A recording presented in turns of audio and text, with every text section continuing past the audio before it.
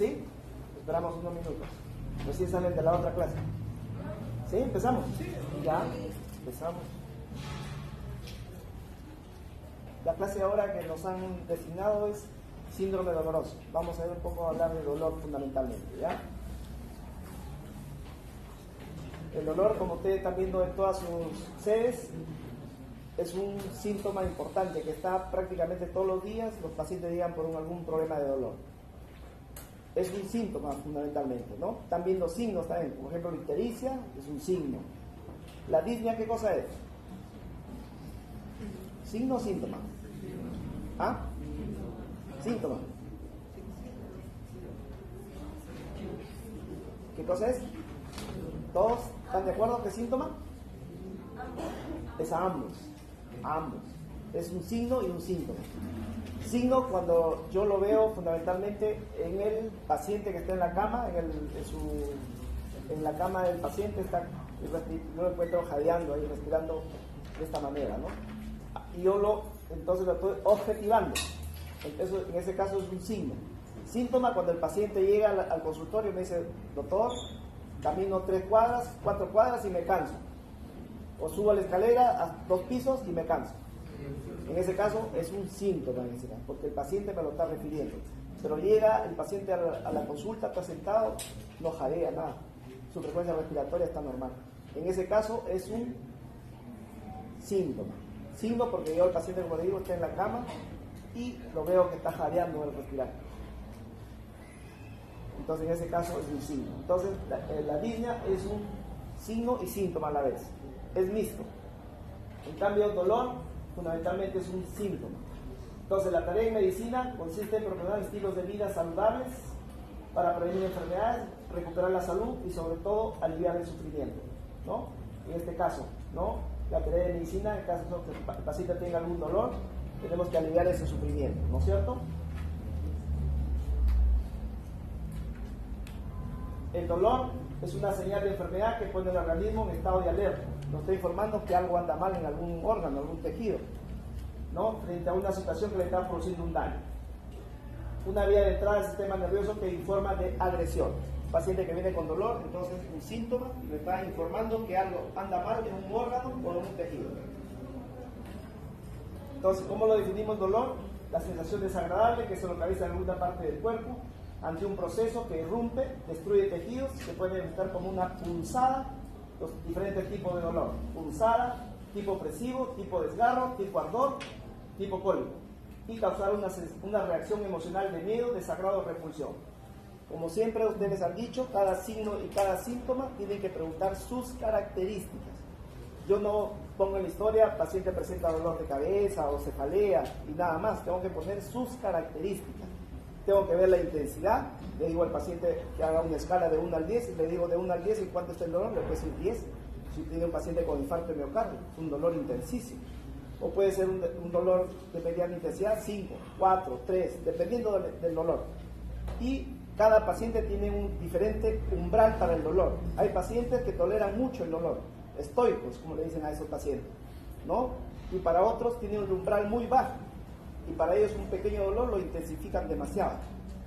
Entonces tenemos que ver la característica del dolor, la localización, ubicación, irradiación, atenuación, ¿no? Todas esas cosas tengo que verlo. Tengo que ver sus características del dolor, ¿no?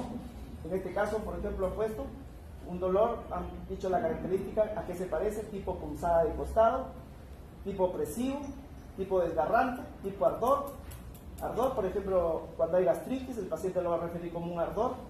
Cólico, por ejemplo, el dolor cuando hay cálculos a la vesícula, el paciente va a referir un dolor tipo cólico, ¿no? O tipo punzada de costado, por ejemplo, un paciente que viene con neumotórax va a referir que sintió un dolor tipo punzada. Opresivo en el infarto de miocardio.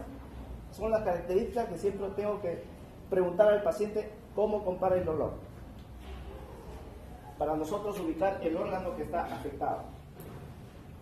La Asociación Internacional para el Estudio del Dolor ha definido como una experiencia sensitiva y emocional desagradable asociada a una lesión en un tejido, que incluye una serie de conductas visibles que pueden ser modificadas por el aprendizaje.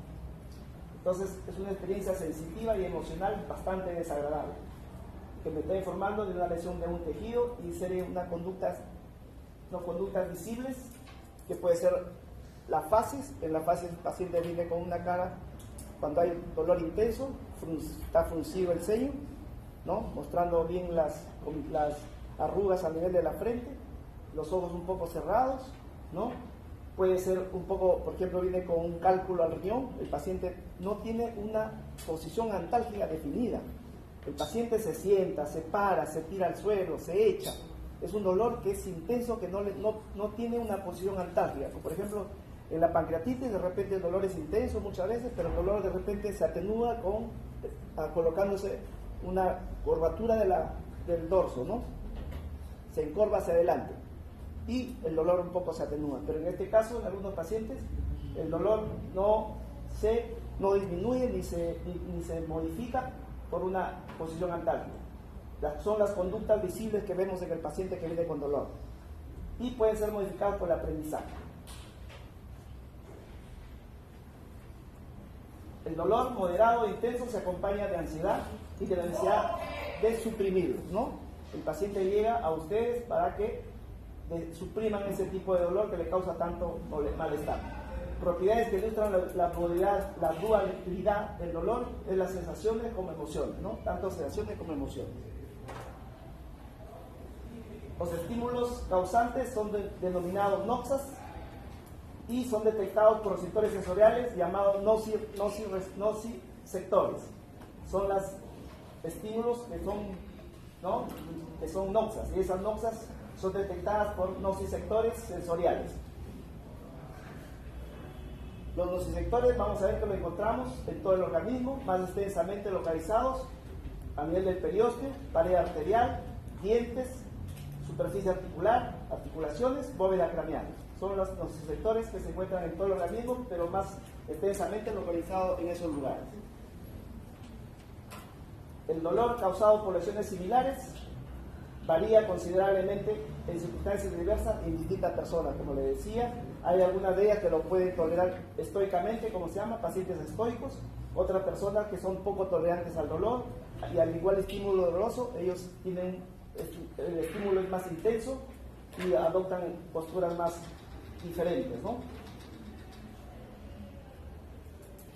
Los efectos positivos para el dolor, vamos a ver sistema de alarma a nivel del tejido.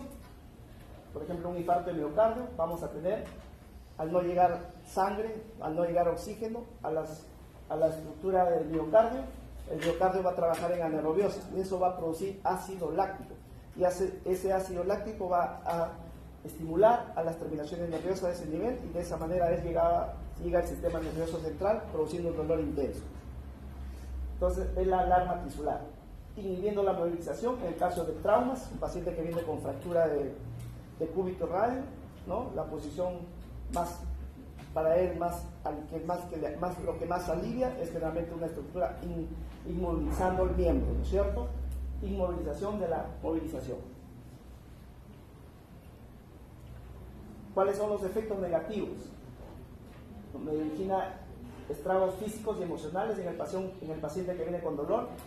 Puede originar hipertensión arterial, taquicardia, insomnio, ansiedad y depresión en otros casos. Otro es mayor consumo de oxígeno, ¿no?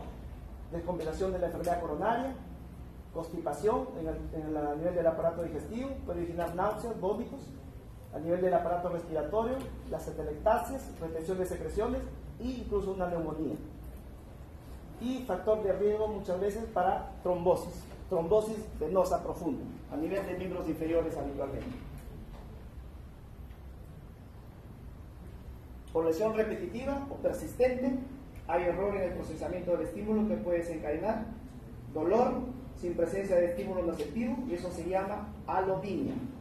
Hay un dolor en el paciente sin presencia de un estímulo nocivo, intensidad exagerada al estímulo leve, originando hiperalgesia, se llama, intensidad exagerada a un estímulo leve. Excesivo tiempo de dolor a estímulos breves, se llama dolor persistente, en el caso, ¿no? Generalmente son dolores crónicos. Dolor e hiperalgesia en tejidos no lesionados, ¿no? Se llama un dolor referido, ¿no? Dolor referido, por ejemplo, un paciente que tiene a nivel de una neumonía, a nivel del sistema respiratorio, en la base puede originar que un dolor sea referido a la fosa ilíaca derecha. Y simulares, el paciente viene más que todo por el dolor a nivel de fosa ilíaca derecha, no le han examinado el pulmón que tiene la neumonía, y más les llama más la atención en la fosa ilíaca derecha, y muchas veces ha ingresado a sala de operaciones, lo han operado de apendicitis, y no tenía apendicitis ese paciente, pero era un dolor de tipo referido, un dolor de tipo referido. En la transmisión del dolor tenemos tres componentes, como dijimos, los nociceptores, la vía de transmisión, que son a través de las fibras nerviosas, y las sustancias neuromoduladoras, que vamos a ver luego. El nervio periférico, vamos a ver que discurre por piel, estructuras somáticas y viscerales profundas, producen respuestas máximas ante estímulos dolorosos nociceptivos. Tenemos acá, en este caso, las fibras aferentes sensitivas con mielina A delta. Tenemos las fibras aferentes sensitivas con mielina anielínica C. Tenemos las fibras aferentes sensitivas postganglionares simpáticas. Y tenemos las axones de neuronas motoras. Axones de neuronas motoras. Es a través del nervio periférico que discurren por esas vías. Lo que hemos dicho ahora, por ejemplo, acá tenemos fibras anielínicas A delta y anielínicas A beta, células anielínicas C, por donde discurren todas conducciones nerviosas, hasta la asta posterior, hasta anterior, y de ahí se va hasta los sistemas nerviosos centrales. La estimulación del estímulo doloroso lo hace a través de las fibras A delta que hemos mencionado ahora, que tiene un grosor de 2 a 5 micromicras de diámetro, conducción rápida. Más o menos es un aproximado de 2 metros hasta 40 metros por segundo. Rápidamente llega al estímulo doloroso y al sistema nervioso central. Hay unos reflejos de huida del miembro después del estímulo y vehiculiza el 20% del dolor, modulando la intensidad y el dolor agudo. Son las fibras delta A. Y las fibras C anielínicas que hemos mencionado también en el dibujo anterior. El diámetro es mucho menor, de 0.4 a 1.2 micromicras de diámetro. Tenemos que va acá la conducción rápida y acá tenemos que la conducción lenta, más o menos de 1 a 2 metros por segundo, y vehiculiza la mayor parte del dolor, el 80%. Nos va a dar una sensación desagradable habitualmente este tipo de dolor. ¿Cómo se transmite el mensaje nociceptivo? Se transmite por el nervio periférico hasta la médula espinal, haciendo sinapsis la segunda neurona, de donde parten dos vías ascendentes, el haz espinotalámico y el haz espino-reticular. Del tálamo se transmite luego a la corteza somatosensorial, y es el tipo de dolor discriminativo, y del sistema reticular al sistema límbico, y a la corteza frontal el dolor tipo afectivo. Dos tipos de mensaje nociceptivo. Acá teníamos, ¿no?, los nociceptores que se encuentran a nivel de la piel y los nociceptores que se encuentran a nivel de la víscera, ¿no?, que llegan a la asta posterior, después sigue hasta la asta anterior y de ahí se dirige hacia el tálamo, del tálamo al sistema límbico y luego el otro hacia la corteza somatosensorial.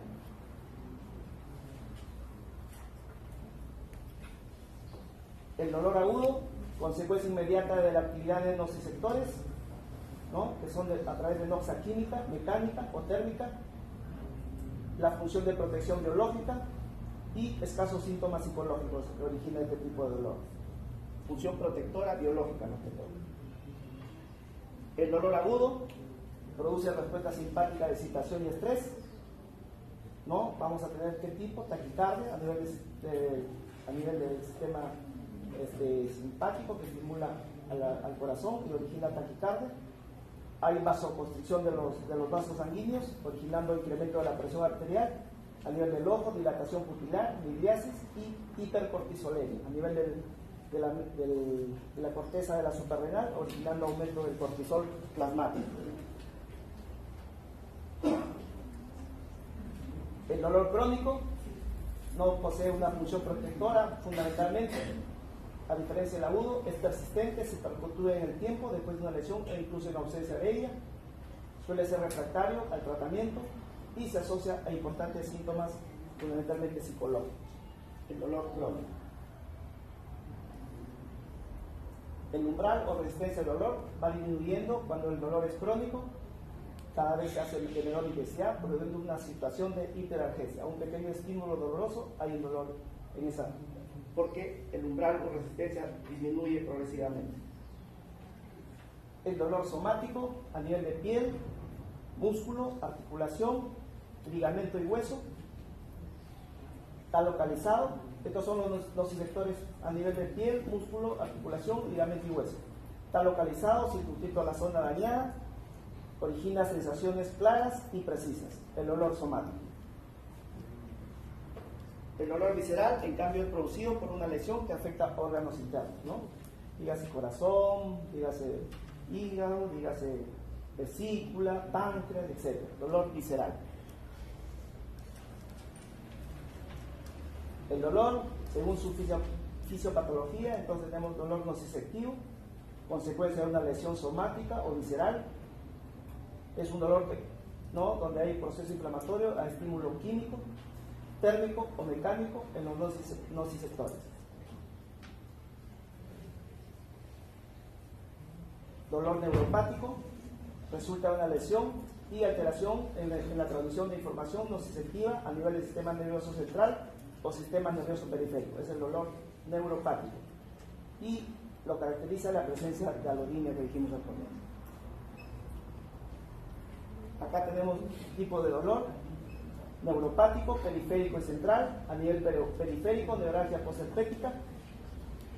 Por ejemplo, el que ha tenido herpes zóster a nivel de los nervios intercostales. Vamos a ver que primero empieza un eritema, un dolor, luego salen vesículas, ¿no? En el trayecto del nervio intercostal, que no pasa a la mitad, ya sea la mitad derecha o mitad izquierda. Y ese paciente puede quedar con un dolor neuropático por tiempo, porque ha afectado el nervio intercostal. Se llama neuralgia postherpética. Neuralgia del trigémino cuando afecta a este par craneal. Neuropatía diabética en los pacientes diabéticos que muchas veces tienen dolor neuropático por afectación del nervio a nivel periférico. Y dolor central, tenemos el dolor talámico y mielopatía en el caso de pacientes que tienen HIV, virus de inmunodeficiencia humana, pueden tener mielopatía. O sea, origina un dolor neuropático de tipo central. En el dolor mixto tenemos radiculopatías, dolor oncológico y túnel del cardio. Y en los nociceptivos, como mencionamos, piel, músculo, articulaciones, etc. Inflamación, contractura, postfractura de un paciente que viene con una fractura ya sea de tibia peroné, cúbito radio, etc. Osteoartritis, dolores crónicos, viscerales. Son dolores de tipo nociceptivo. Como les dije al comienzo, hay que ver las características del dolor. Hay que ver dónde está localizado el dolor, los cambios de la misma, irradiación, intensidad. El dolor es tipo ardor, tipo hincada, tipo cólico, tipo punzada, tipo opresivo, etc. Forma de inicio súbito, insidioso. El curso, constante, intermitente, ondulante. Tiempo, es agudo o es un dolor crónico. Hay que ver el ritmo, periodicidad, factores que lo alivian, factores que lo incrementan, o sea, factores que lo alivian, atenuación, y factores que lo incrementan el dolor, exacerbación, síntomas que lo acompañan. Estas son las características del dolor que ustedes tienen que definir con cualquier dolor que tenga el paciente. Localización, irradiación, intensidad, el tipo de dolor, inicio, curso, tiempo, ritmo, factores y síntomas que lo acompañan. En el examen físico, y acá probablemente vengan las preguntas del examen, ¿ya? Vamos a mandarle en el examen más que todo casos clínicos, donde vamos a definir estas características. En la inspección, por ejemplo, el paciente dice el cúbito dorsal obligado, quieto, en posición antálgica, caminando, agitado, paciente con llanto, agresivo, desesperado. De acuerdo al tipo de dolor, te podemos presentar estas características. Fase dolorosa, paciente está pálido, sudoroso, abdomen distendido, voluminoso, tumoral, presencia de disnea, cianosis, tiraje, en el caso de ser un paciente de tipo respiratorio, Paciente que viene con fracturas a nivel de los huesos, expuesta, herida punzante, cortante, herida por arma de fuego, signos de flogosis, etc. Es en cuanto a la inspección, nosotros podemos ver esa característica. A la auscultación, si es un paciente que viene con neumonía, vamos a tener irritantes, abolición del murmullo vesicular, en el caso de un derrame pleural, frote pleural, en el caso de una pleuresía al inicio, taquicardia, ¿no? Un paciente que viene de repente con infarto de miocardio, etc. Soplos arteriales, ruidos hidroaéreos incrementados o timbre metálico, en el caso de una obstrucción intestinal, ¿no? Que vemos ruidos hidroaéreos aumentados al inicio y luego son de tipo metálico y al final hay una auscultación, ausencia de ruidos, cuando ya el paciente ha tenido que hacer todos los esfuerzos para que pase la obstrucción y no ha pasado, ya viene el silencio que se llama sepulcral, no escucho ningún ruido aéreo en el caso de obstrucción intestinal. A la palpación vamos a tener, puede haber rigidez muscular, tumoraciones, hiperestesias, calor local, etc. A la profunda, a veces no es posible hacer la palpación profunda, pero cuando lo podamos hacer, por ejemplo en el abdomen, tumoraciones, hepatoesplenomegalia, dolor localizado, signo de rebote o glumbe. En el apéndice, por ejemplo, tenemos esta característica, signo a nivel de la fosa ilíaca derecha, un dolor intenso, lo descomprimimos y el dolor aumenta más todavía. Eso se llama el signo de glumbe.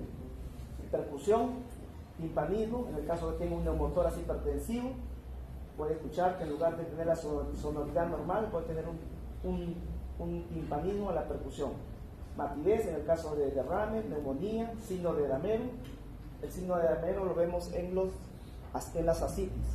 Hay líquido en la cavidad peritoneal, sobre todo en la ascitis de etiología tuberculosa. Vamos a ver que hay zonas donde hay líquido y hay zonas donde no hay líquido. Entonces, en este caso vamos a dar la percusión, matidez, y en otras zonas hipersonoridad. Por eso le llaman el signo del damero, como un damero de ajedrez. Es característico de la tuberculosis, porque produce en algunos lugares fusión, ¿no?, del peritoneo con las asas intestinales y origina que en algunas zonas haya matidez y en otras timpanismo. En el sistema nervioso central vamos a tener pacientes que vienen con meningitis, tumor cerebral, hipertensión intracraneana, neuralgia y neuropatía. Pacientes con ojos, problemas de ojos, glaucoma, otalgia, caries dentales, sinusitis a nivel de los senos paranasales. En el caso respiratorio, neumonía, neumotórax, pleuritis, infarto, isquemia, disección de aorta, hipertensión, cefalea vascular, trombosis venosa profunda. A nivel del digestivo, úlcera péptica, pancreatitis, colecistitis, diverticulitis, isquemia mesentérica, torsión intestinal, obstrucción por adherencias, apendicitis aguda, peritonitis. A nivel de miembros, contusiones, fracturas, insuficiencia arterial periférica con gangrena, artritis en piel, celulitis, quemaduras, ulceraciones, lesiones cortantes.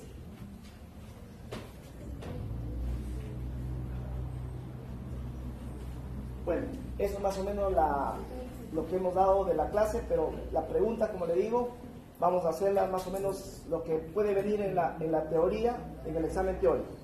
Por ejemplo, yo les digo, paciente de 21 años de edad, paciente varón de 21 años de edad que viene, ¿no?, con un tiempo de enfermedad de 2 horas, caracterizado por dolor torácico, disnea, falta de aire, sensación de falta de aire y tos seca, no expectora nada, de abruptamente, 2 horas de enfermedad.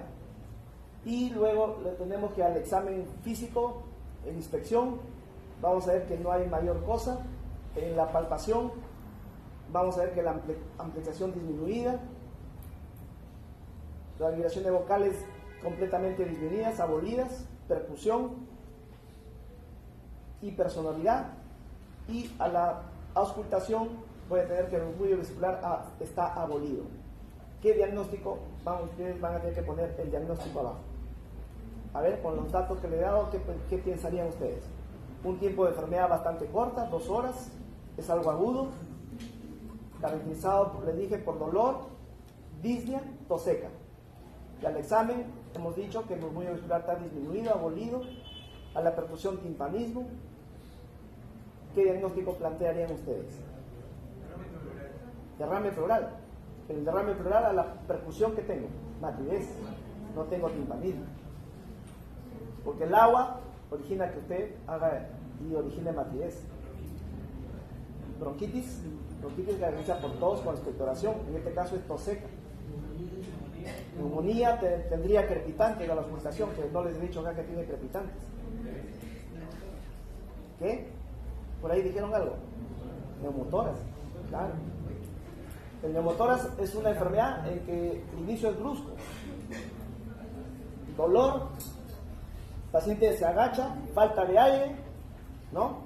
Le falta el aire y tos, porque hay receptores a nivel de la pleura para la tos, pero la tos es seca porque no tiene contacto con los bronquios. No, el paciente no tiene por qué tener tos productiva. Y en la auscultación, el timpanismo, sobre todo, que es importante. Ahí está, les abren los ojos para que ustedes digan neumotoras. Neumotoras espontáneo, que generalmente se produce en pacientes jóvenes que tienen BLUS o bulas en castellano, bulas a nivel de la pleura visceral. Debajo de la pleura visceral hay bulas que con el tiempo se van debilitando y se rompen en algún momento. Y el paciente viene con esa crisis. Se colapsa el pulmón, dolor, disnea y tos seca. Una pregunta similar a eso les puede venir. Ahí les digo otra pregunta. Paciente de 58 años, varón, fumador pesado, 2 cajetillas al día y viene por un dolor agudo de 1 hora de evolución, de intensidad ubicado a nivel precordial, y a la auscultación, ruidos cardíacos arrítmicos, hipotenso, presión arterial un poco baja, 160. El olor tiene irradiación hacia la cara interna del brazo, hacia la región cubital, al hombro y zonas mandibulares. Infarto de miocardio. Infarto de miocardio. Yo les voy a mandar al doctor Jara un tipo de preguntas así para que ustedes hagan un caso clínico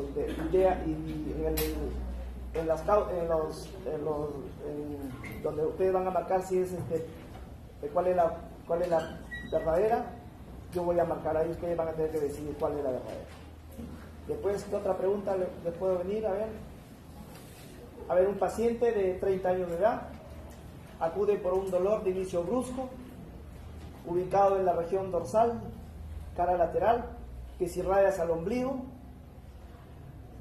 y que no tiene posición antálgica ese paciente. Ese paciente se para, se echa, se agacha, sale, abre la puerta, sale, no encuentra una posición y está completamente irritado el paciente. Apendicitis, el dolor no empieza acá atrás, la apendicitis empieza el dolor acá. Pancreatitis, el dolor empieza en el epigastrio y se corre en faja hacia la parte posterior. ¿Ah? ¿Insuficiencia renal alta? Insuficiencia renal hay 2 tipos, aguda y crónica. No, pero insuficiencia renal aguda no se manifiesta por dolor. Ictiasis renal. Cálculo al riñón. Cálculo al riñón. ¿Ok? A ver, le doy otra pregunta y la última para ver qué opina. Paciente de 23 años de edad, varón, que acude con un tiempo de enfermedad de 2 días, caracterizado por trastorno del sensorio, fiebre. Al examen clínico vamos a encontrar a la inspección, el paciente se encuentra en un decúbito en gatillo de fusil. Bueno, ya le dije gatillo de fusil, eso usted sabe que el único gatillo de fusil es la meningitis. Bueno, les puede venir una pregunta de ese tipo. Un caso clínico para que ustedes definan qué caso es. ¿Ok? ¿Ok? Es cuestión de pensar nada más los datos que uno le da y ustedes tienen que ponerlo en qué lugar lo podemos encontrar ese caso.